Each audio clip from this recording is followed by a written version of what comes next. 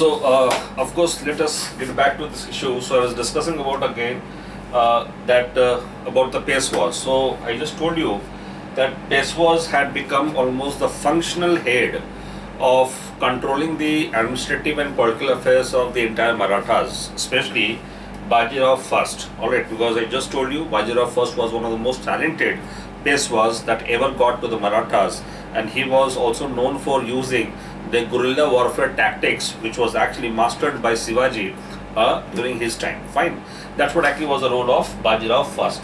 So by the time of Bajirao first, only Marathas had already expanded towards various parts, towards south, towards eastern, as well eastern part also, towards western part as well, towards north also. So this what actually was the expansionist mode of Maratha had already been achieved under the Bajirao first itself. Therefore, we say that the Maratha state was able to convert into Maratha empire under the regime of the Peshwas, especially Bajirao first. Fine. So Balaji Bajirao, when he came into power, of course, he was also about to expand the empire towards the north part and towards the northern part of India. Of course, his influence was much there, because we can understand simply that he was also able to get the territory of Odisha from Alivardi Khan, who was the Nawab of Bengal. So that was the, you can say, influence of the Marathas who were living somewhere in Maharashtra, having control also till the extent of Bengal and Odisha. So that's what actually was their area of influence. But the idea is that their area of influence was controlled by or contained by, of course, Ahmad Shah Abdali. Fine. So Ahmad Shah Abdali, I told you in my earlier lecture also that Ahmad Shah Abdali, of course, he was an Afghan and who was holding the territory in Afghanistan. Fine. Of course, since the days of the invasion from Persia, fine, of 1739 by Nadir Shah. So Nadir Shah actually appointed Ahmad Shah Abdali to look after the area of Afghanistan at that point of time, and since then only he was controlling the entire affairs of Afghanistan. So he virtually became a ruler of Afghanistan at that point of time. So he was also expanding. He actually had invaded India before that also, between 1748 to 1761. It is said that Ahmad Shah Abdali had already invaded the northern part of India, specifically Punjab, almost more than 5 to 6 times. Fine. So here the idea was that, of course, they were also trying to expand towards the northern part of India, and on the other hand, Marathas had already reached to the extent of the basin of Ganga. All right. So in that context, they had to face themselves against each other in the region of Punjab. Fine. And that's the reason why the Battle of Panipat was fought in 1761 on 14th of January. So this Battle of Panipat was very remarkable, especially for the downfall of Marathas, because from here only Marathas started declining.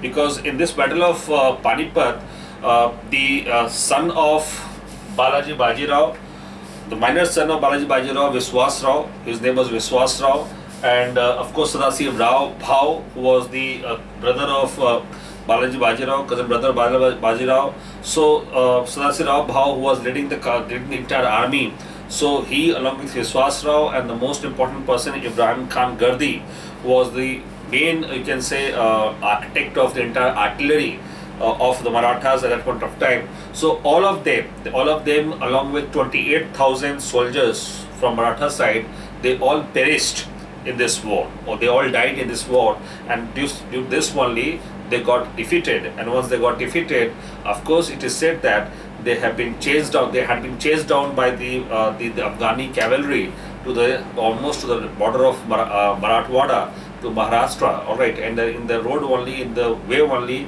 many of the local tribes like Jats, Ahirs, and other Bundelas, they all looted the Maratha resources, who were actually running away from the war front of Panipat. So that what actually was the story of the Battle of Panipat. Fine. So point is that this question has already been asked to all of you in your examination, that why the battles have been fought only in Panipat. There are multiple reasons behind that. Of course, the reasons are not mentioned there in the NCERT, but you have to apply your mind that why the battles were fought only in Panipat. Fine. So there are multiple factors, but the most important factor was that obviously Panipat was a large territory large plain territory. Of course, that was the main reason through which you can see the enemies virtually against each other. All right, and at the same time, the area of Panipat was also known for many of the metallic works, like making of iron swords and iron welds, iron instruments. So because of that only, the Battle of Panipat was fought in that particular area. Panipat was also near to Delhi. So if someone wins Panipat, it is very easy to also control over Delhi. So that's another very important factor. Fine. And last but not the least, that Panipat battle was also fought because of the agrarian you can say territory surrounded by this area of Panipat. So resource availability for the soldiers was easily available at that point of time in the region of Panipat. So these all factors were there in the context of that why the battles have been fought only in Panipat. At least 3 battles were fought in Panipat before this particular time. So that's what actually was a question already asked by UPSC as well. Right. So now let's get into the context of the NCERT. So the NCERT finally writes here that of course in this battle of Panipat the Marathas got defeated, but the defeat of Marathas benefited not to Ahmad Shah Abdali, neither to Ahmad Shah Abdali nor to even the Mughals. Rather, it benefited the Britishers. So very nicely NCERT writes that who was to rule India was not decided by the Battle of Panipat. Rather, who was not to rule over India was decided by the Battle of Panipat. So obviously now Marathas were not going to rule over India. That was decided by the Battle of Panipat. Secondly, even Ahmad Shah Abdali had no interest to actually control the entire area of Delhi, or rather to control over the Delhi Empire altogether, because he was already having of course, affection towards Afghanistan more than India, and he was facing some dissensions also back in Afghanistan, so he had to go back to Afghanistan, to Kabul. So obviously neither he nor Marathas were able to now rule over the entire India, and at the same time Mughals were not competent to rule over India. So now the Britishers, who had already gained some control in South India, now they were able to easily expand their wings into the northern part of India as well. And this was the time also when Marathas got divided into different confederacies. Alright, so at least there were 5 confederacies of Marathas which got created in the time of Balaji Bajirao only. One is obviously the Peshwas of Pune. That was one particular center of power. Second is of course the Bhosle of Nagpur. That's another center of power. Third is of course the Scindias of Gwalior, which is still a power. So Scindias of Gwalior, you must be knowing about it. Fourth is of course Holkar of Indore. Alright. And the fifth is the Gaikwad of Baroda. So these all had already become the centers of power by the time of Balaji Bajirao. And once Balaji Bajirao, who was one of the influential leaders at that point of time, when he also passed away, then these centers of power had started emerging as the autonomous, you can say powerful centers in the entire Maratha region altogether. Now it became easy for the Britishers to now intervene into the affairs of the internal affairs of Marathas and to create dissensions, divisions among the Maratha confederates. And this is how the Marathas started declining. So NCERT concludes on this line only that there were 3 Anglo-Maratha wars. So the first Anglo-Maratha war was fought due to the issue of succession. The issue of succession between the 2 particular persons. One was the Narayan Rao, another one was the Malhar Rao. So of course these 2 persons, Narayan Rao and Madhav Rao, these 2 persons had a conflict with each other, and because of that only Narayan Rao had to approach the Britishers to intervene into this matter, and then finally the first Anglo-Maratha war was actually fought. Fine. So this particular war actually gave the scope for the Britishers to intervene into the Maratha affairs, and then afterwards what we see, the second Anglo-Maratha war was again fought in 1803 to 1805, and this was you can say the battle which was due to the issue of that Holkar and Scindias were not ready, were not agreeing on the treaties signed by of course treaties signed by the Scindias. In fact, the Treaty of Basaint, that is subsidiary alliance. So they were not ready on that, and because of that only the battle was fought in the Second Anglo-Maratha War. Fine. So that was the Second Anglo-Maratha War in 1803 to 1805. Then the Third Anglo-Maratha War was again fought. That was fought in 1817 to 1818. So in this Third Anglo-Maratha War, again the issue was decided in favor of the Britishers, because in this particular Maratha War, almost Bhosle, Scindias and others, they all got defeated. So by this defeat of the Maratha Confederates, alright, so now there was no one to challenge the British authorities, especially in Deccan, and this is how the Britishers controlled over the entire Marathwada region, entire Maharashtra region, which was the biggest position for the Britishers at that point of time after Bengal and Madras. Fine. This what actually was the story that is mentioned there in the NCERT very briefly. Fine. Now the causes in the fall of the Marathas, the causes for the fall of Marathas are very nicely explained in the NCERT. There are political causes, economic causes, social causes and other causes of defeat as well.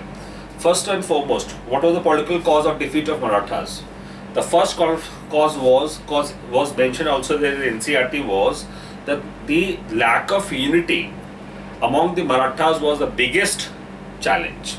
The Maratha Sardars were only united till there was a central figure who was very efficient one to make them united. And once they passed away, of course the dissension started getting created. Fine, that's one thing. Secondly, that is economic reason. See, the Maratha Sardars, the smallest Maratha chieftains or Sardars, they were receiving the saranjams. Saranjams were a sort of jagir. Alright, saranjams were a kind of jagir. So they were receiving saranjams, and because of the saranjam only, because of this saranjam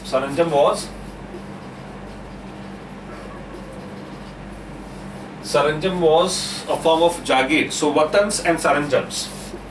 So watan, jagir and saranjam, they both are a form of jagir. So watan, jagirs were given to the, of course, the hereditary chieftains, like let's say Rajputs. Alright, so Rajputs were given watan jagirs, especially by the Mughals. Fine. Similarly, saranjams were basically the military chieftains.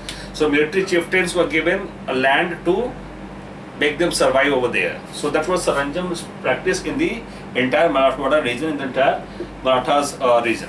So because of this issue only, of course, there was internal tussle between Maratha Sardars as well. Alright, and therefore there was a lack of unity both there in the Maratha Confederacy altogether. Fine. So economy was also not very strongly based upon, and it was completely based upon this kind of Jagir system, which didn't have a strong base to support any state at that point of time. So economically also they were not very superior in terms of matching with the you can say economic might of the Britishers at that point of time. Fine.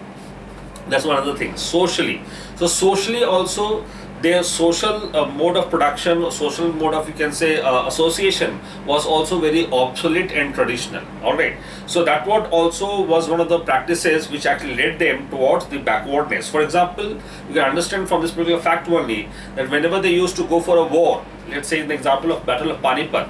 So why in the Battle of Panipat they got defeated? Of course, they got defeated because of various factors.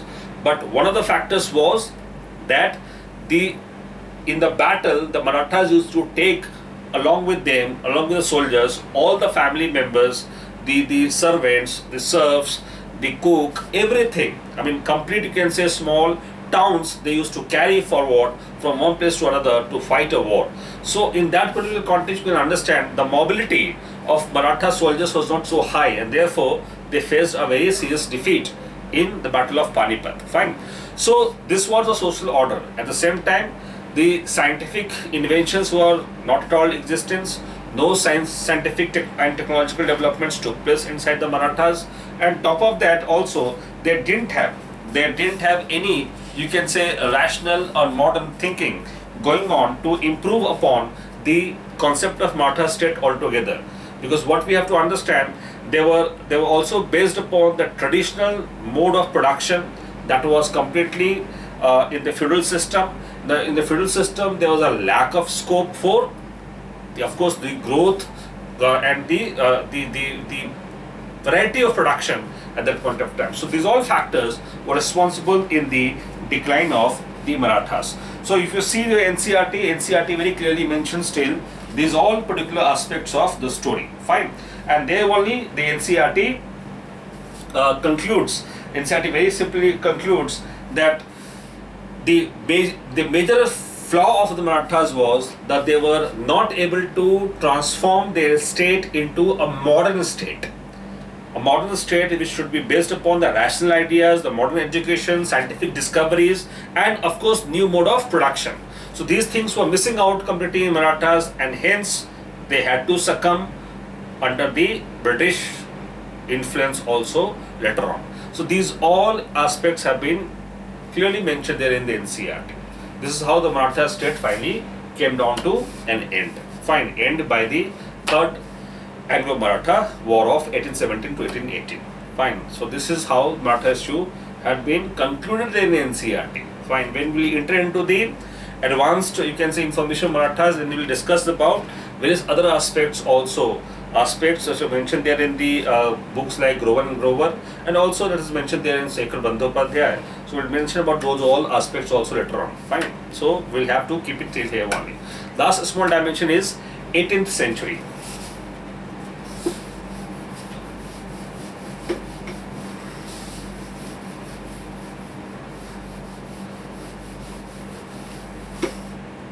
Now, 18th century. So 18th century, was it a dark age?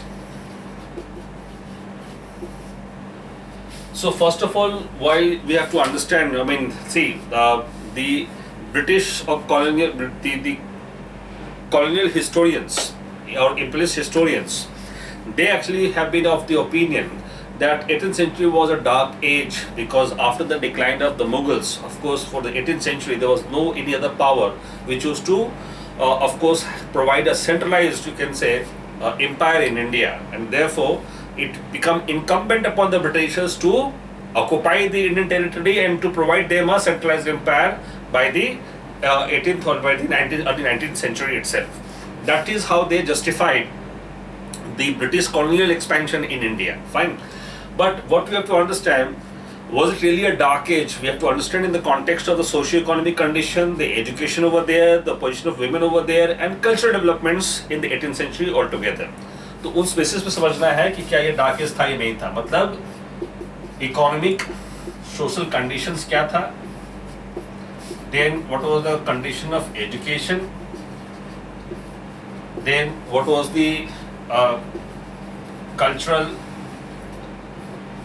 and other achievements at that point of time, and then finally the NCERT also mentions about that one of the points, that is after cultural social education, yes, social cultural life, education, and that, of course the last one is the political aspect also.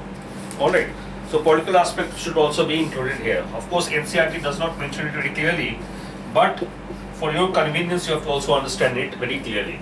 So what was the condition here? British historians say it was a dark age because nothing was here in these all aspects. There was no achievement here in India, hence it was a dark age. But the nationalist historians, they counter this particular argument altogether. Now they say, of course, it was not a dark age altogether.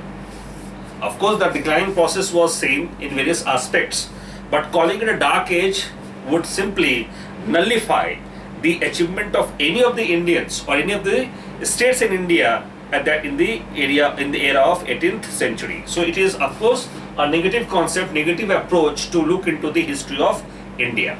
So right approach is that, of course, there was economic and social life developing there, political life also coming out, and education, cultural life also was developing there in India in this particular point of time.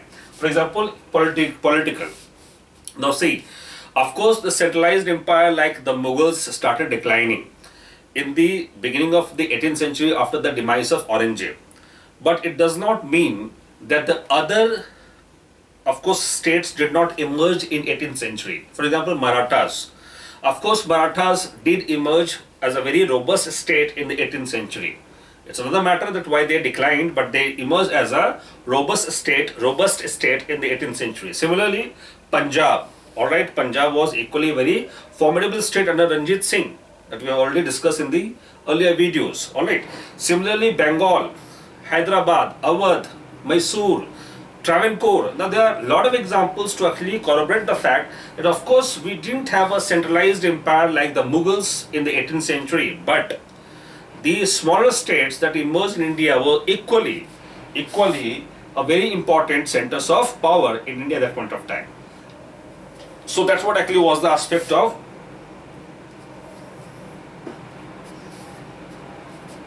the 18th century. Fine.